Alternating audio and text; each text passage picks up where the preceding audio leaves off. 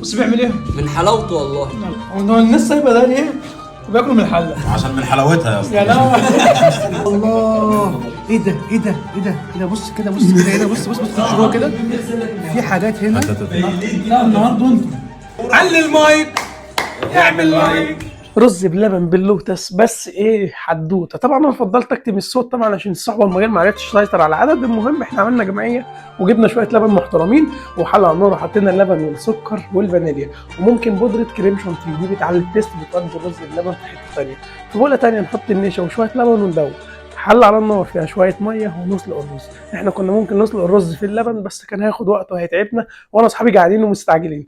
المهم حطيت الرز على اللبن، اديت تقليبه حلوه، اللبن غلي، حطيت النشا واللبن اللي احنا عملناه.